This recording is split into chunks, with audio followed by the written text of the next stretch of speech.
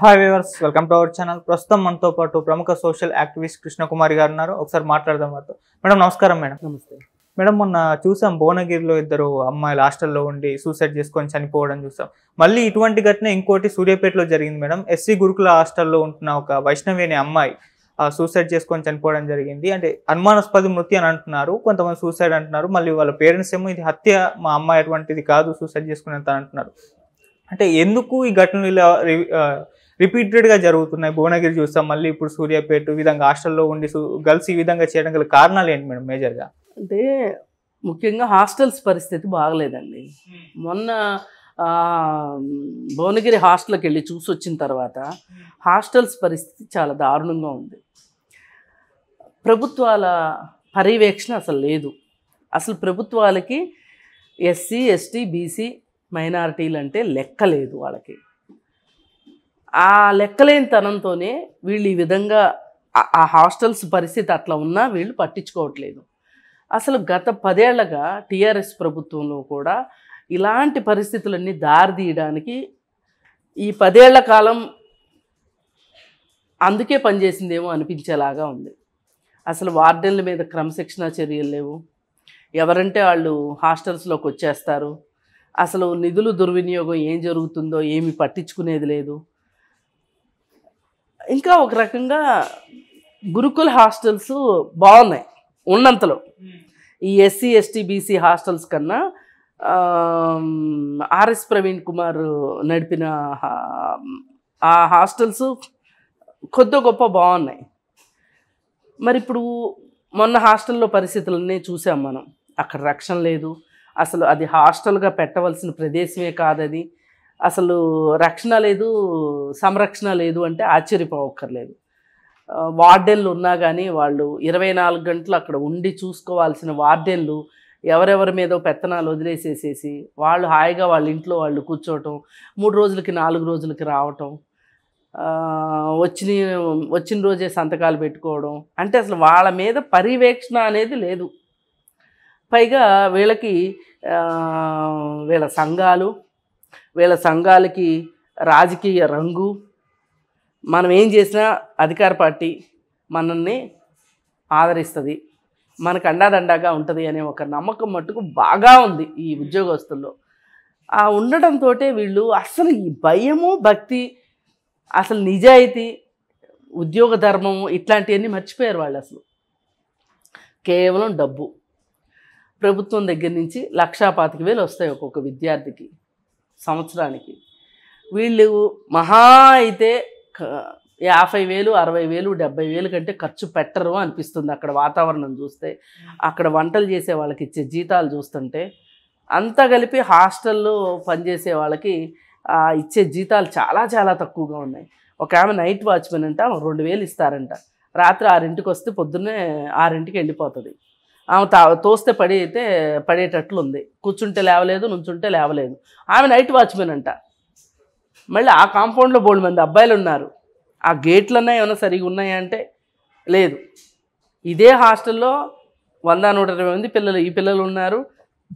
మళ్ళీ intermediate, degree hostel పిల్లలు ఉన్నారు. అంటే మనం ఈ హాస్టల్ మనం చూసి వచ్చాం కాబట్టి ఇంత ఇదిగా చెప్పగలుగుతున్నాం. మరి వీళ్ళకి తిండి ఎట్లా పెడతారనేది ఆలోచించాలి. సరే, ఇప్పుడు ఎంతకంటే గొప్పగా ఆ హాస్టల్ ఉందని అయితే నేను అనుకోను. సూర్యాపేటలో హాస్టల్ కూడా మరి ఏమి, అమ్మాయికి ఇప్పుడు ఎగ్జామ్స్ రాబోతున్నాయి. ఫిబ్రవరిలోనే కదా ఎగ్జామ్స్, ఇంటర్మీడియట్ ఎగ్జామ్స్ స్టార్ట్ అవుతాయి. ఫేర్వెల్ పార్టీ అది అయిపోయింది అంటున్నారు. మరి ఏం జరిగింది? లెక్చరర్ల వైపు నుంచి ఏమన్నా ఒత్తిడి ఉందా, లేదా హాస్టల్ వార్డెన్ వైపు నుంచి ఒత్తిడి ఉందా, మరి ఏంటి అనేది చూడాలి. ఏది ఏమైనప్పటికీ మన బాధ ఏంటి అంటే 1-2 ప్రాణాలను లెక్కేయడం కాదు. ఇక్కడ ఇప్పుడు ఎవరు ఈ ఎస్సీ హాస్టల్కి కానీ, ఎస్టీ హాస్టల్కి కానీ, బీసీ హాస్టల్కి కానీ ఎవరు పంపిస్తారు? పేదరికంలో ఉన్న వాళ్ళు మాత్రమే పంపిస్తారు.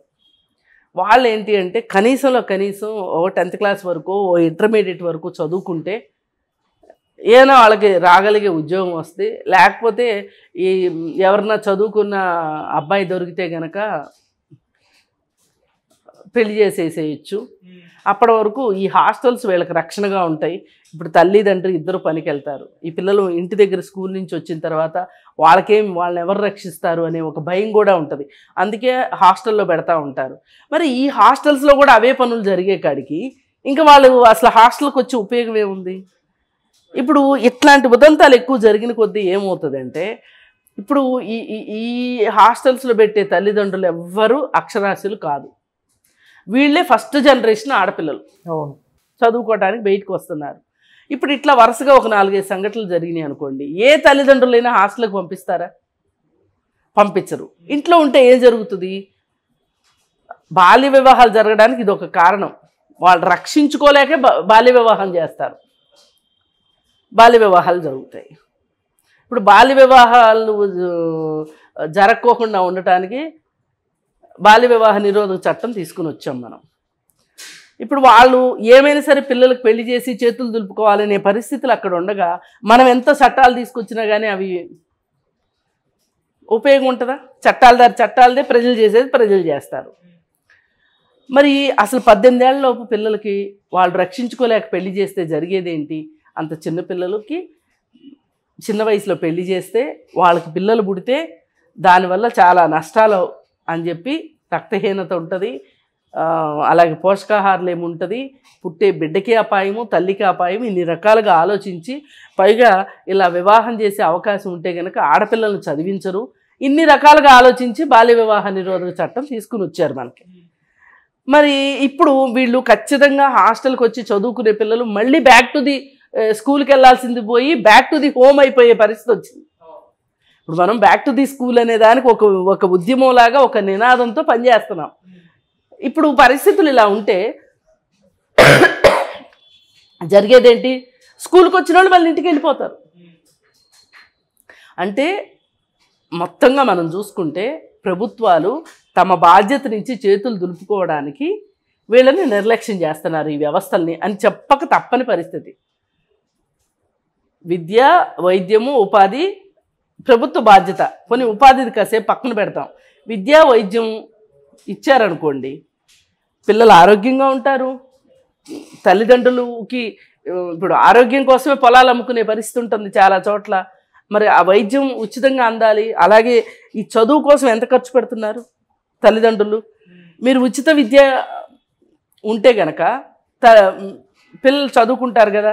ఇప్పుడు ఫీజులు కట్టలేక చదువులు మానిపించే వాళ్ళు చాలామంది ఉన్నారు కదా.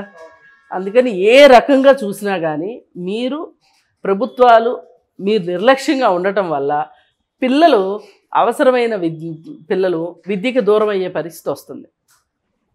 ఈ పరిస్థితుల్లో ఖచ్చితంగా ఆలోచించవలసింది ఏంటి అంటే, అసలు ఈ హాస్టల్ వ్యవస్థ మొత్తము సోషల్ వెల్ఫేర్, అది సాంఘిక సంక్షేమం మొత్తం వ్యవస్థ చెదలబట్టేసిందని చెప్పొచ్చు.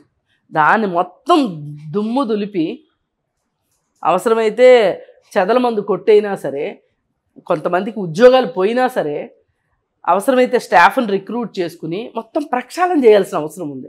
అట్లా చేస్తే తప్పితే ఈ ఈ సాంఘిక సంక్షేమ విద్యాలయాల పరిస్థితి, హాస్టల్స్ పరిస్థితి బాగుపడదు.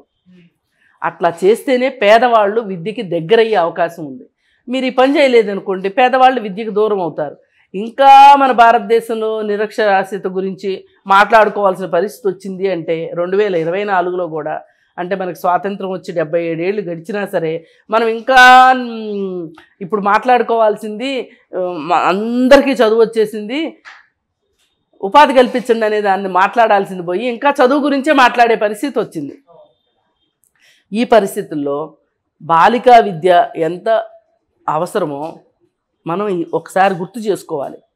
జవహర్లాల్ నెహ్రూ ఏమనేవాళ్ళు అంటే, ఒక ఇంట్లో ఒక పురుషుడు చదువుకుంటే ఆ పురుషుడికి ఒక్కడికే ఉంటుంది చదువు. అదే ఒక స్త్రీ కనుక విద్యావంతురాలైతే ఆ ఇల్లు మొత్తం విద్యావంతులు అవుతారు అని చెప్పేవాళ్ళు. మరి అలాంటి ఆలోచన ఉన్నవాళ్ళు ఈవేళ ప్రభుత్వాల్లో ఉన్నారా? ఉంటే ఇలాంటి పరిస్థితులు ఎందుకు ఉంటాయి అని మనం ఖచ్చితంగా మాట్లాడుకోవాలి. పైగా మొన్న భువనగిరిలో జరిగిన దానికి మేము ఫ్యాక్ట్ ఫైండింగ్గా వెళ్ళి అసలు ఏం జరిగింది ఏంటి అంతా చూసి మాట్లాడడం జరిగింది. ఇప్పుడు ఈ సూర్యాపేట కూడా మరి జరిగింది నిన్ననే కాబట్టి వెళ్ళి చూసి మొత్తం చూసి రావాలి. ఫ్యాక్ట్ ఫైండింగ్ చేసి వస్తే కానీ నేను మరిన్ని వివరాలు చెప్పలేను. ఏది ఏమైనా ఇవి దురదృష్టకరమైన సంఘటనలు. మేడం ఇటువంటి ఇన్సిడెంట్స్ కొన్ని రోజులే హడావిడి ఉంటుంది, ప్రభుత్వం అయినా కూడా పోలీసులు అయినా కూడా, తర్వాత కామన్ అయిపోతుంది, ఎవరు పట్టించుకోరు. ఎందుకు మేడం ఇలా అయితే మరి ఎలా సాల్వ్ అవుతాయంటారు? అందుకేగా మనం ప్రభుత్వాన్ని డిమాండ్ పెడుతున్నాం. మీరు సోషల్ వెల్ఫేర్ వ్యవస్థను మొత్తం దుమ్ము దులపండి అని చెప్తుంది. అందుకేగా ప్రక్షాళన చేయమని అడుగుతున్నాం. అందుకే కదా అవసరమైతే టీచర్లను అపాయింట్ చేయండి, అవసరమైతే బిల్డింగులు కట్టించండి. విద్య కంటే ఏది ఎక్కువ కాదు కదా. మరి అది చెయ్యాలి ప్రభుత్వం. ఇప్పుడు రాష్ట్ర ప్రభుత్వం ఏం స్పందిస్తుందో చూడాలి. ఓకే, మనం అయితే గట్టిగా డిమాండ్ చేస్తున్నాం ఆ విషయంలో.